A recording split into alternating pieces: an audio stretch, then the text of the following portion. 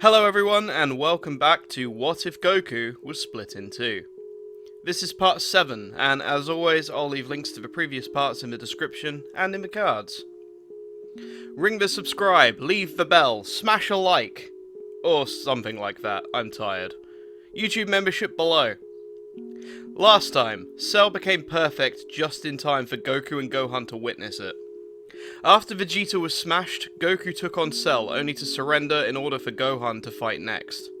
However, Gohan didn't want to kill Cell, which led to the ultimate detonation of number 16, and the return of Super Perfect Cell, who killed Trunks.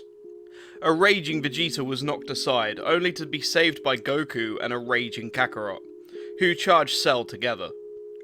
This resulted in the second death of Goku and Kakarot, followed shortly by the death of Cell at the hands of Super Saiyan 2 Gohan. Goku and Kakarot decided to remain in the afterlife to train and reconnect with their family, leaving Gohan as Earth's strongest defender. 7 years pass in peace. The biggest difference in this time is that Mr. Satan is not lauded as the world's saviour, and therefore Gohan attends high school in Orange City, not Satan City.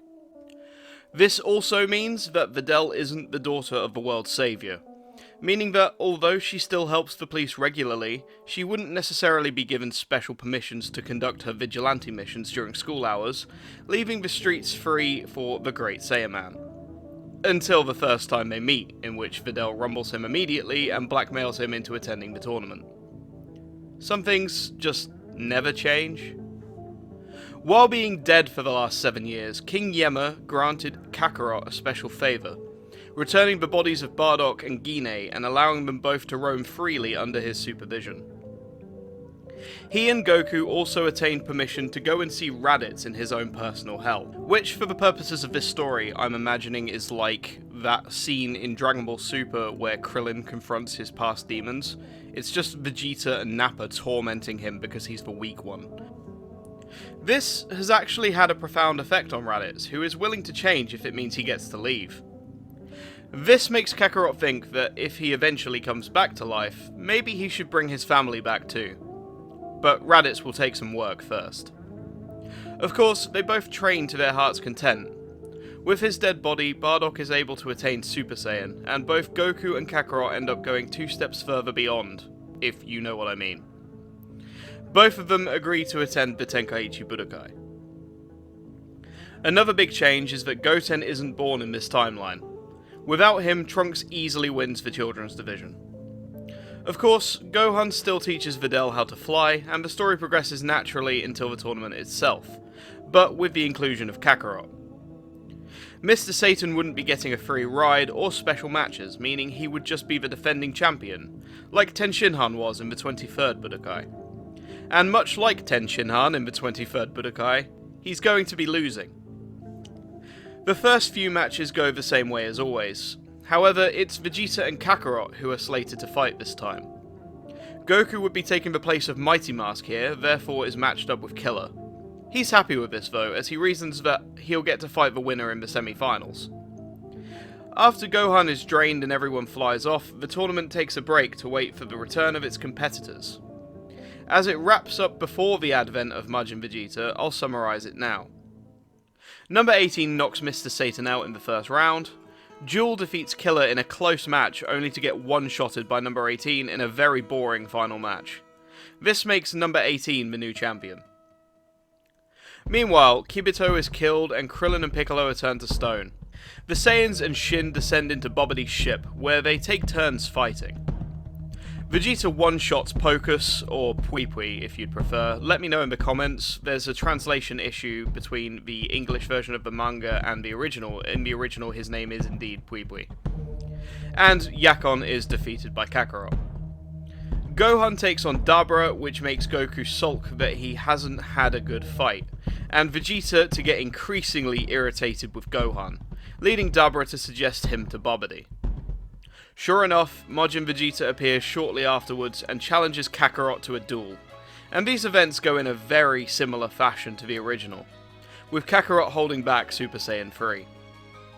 Vegeta during this fight admits that he's only doing this because he felt abandoned by his only friend and felt humiliated at being saved at the same time. He craved this power, and this fight, to regain his pride. Meanwhile, Goku, Gohan and Shin descend, only for Majin Buu to be revived pretty much immediately. Dabra is very quickly turned into a cookie and eaten for insulting Buu, and then Bobbidi orders Buu to attack the group. Goku and Gohan work together to hold him off, but Goku quickly realizes he'll need to risk it and use Super Saiyan 3 to even stand a chance. This is when Majin Vegeta appears, and demands to fight Buu alone. This goes more or less how you'd expect it to, and unfortunately it does end with Vegeta refusing to listen to Goku's pleas, sacrificing himself in vain. Piccolo takes Trunks and goes with Gohan and Shin to the lookout, where Shin offers to take Gohan to the world of the Kaioshin to pull out the Z-Sword. Meanwhile, Goku finds Kakarot and teleports to the lookout. Goku asks Shin to wait a while, and claims to have another idea. The story goes on as normal, with Bulma jumping the gun to revive people and Kibito being revived as a result, quickly rejoining the group. Now, in this timeline, I think Goku would have tried undermining Bobbidi sooner, like he did in canon, and promising a strong warrior. I think Buu is less inclined to listen here as he hasn't seen Super Saiyan 3, though he still kills Bobbidi. Buu goes on a rampage and Kakarot has to hold off Buu while Trunks rushes home for the Dragon Radar, giving us the first appearance of his Super Saiyan 3 form. Meanwhile, Goku is teaching Gohan the fusion dance, but Gohan rightly comments that he has no one to perform it with. Goku suggests that he'll fuse with Gohan and together they can defeat Buu, but they'll need to perfect it fast before Goku has to return to the afterlife. This is when Piccolo suggests reviving Goku, and eventually, after being told that he's being selfish and not thinking about the world and his loved ones, Goku gives in and teleports to New Namek once again, where the Dragon Balls are used to revive him, and by proxy, Kakarot. This spells disaster for Kakarot, however, as his power drains much faster in his suddenly mortal body. He powers down and echoes Goku's promise. A few days, a strong warrior will come. He just has to promise not to destroy anything. Buu agrees, but sadly this time he doesn't make a friend in Mr. Satan for obvious reasons. Gohan does at one point ask why Goku and Kakarot don't fuse, as they're both stronger than him. Kakarot admits that they had discussed it, but didn't want to run the risk in case they ended up stuck together again permanently, seeing as they were once the same person. They head into the Room of Spirit and Time, and it doesn't take long for them to emerge again, ready to face Buu. Now, this Buu would probably be around Super Buu level, seeing as all their absorbed components would be the same, based on Goku's confidence in the original story that he can beat him alone once Gotenks' fusion runs out. We can only really reference Majin Vegeta as a yardstick otherwise, so this is what I'm going with.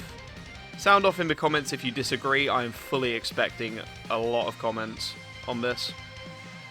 Now, do I think that Gohan is Vegito level? No, not even close. But Gotenks? Yeah, I'd say it's a stronger fusion than Gotenks. And given how Gotenks smashed Super Buu around, Gokuhan wouldn't be wasting a second absolutely obliterating Majin Buu in Super Saiyan 3, shortly before defusing. The Namekian Dragon Balls have been on standby, and these are used to bring Vegeta back to life. And at the request of his mother, Kakarot uses the final remaining wish to revive Raditz. And that's where I'll leave this story for now. So, where do you think it'll go from here? Will the absence of Mr. Buu and Oob change anything drastically? And how will our heroes fare throughout Super? Stay tuned to find out. I'd like to take a moment to thank my channel members, listed on the screen currently. Thank you so much for supporting myself and the channel. It honestly means the world to me, and I am working to get releases out faster from this point forward. Thank you all so much for watching. I'm really grateful for all of you. Leave me comments, give me your ideas, and as always, I'll see you in the next one.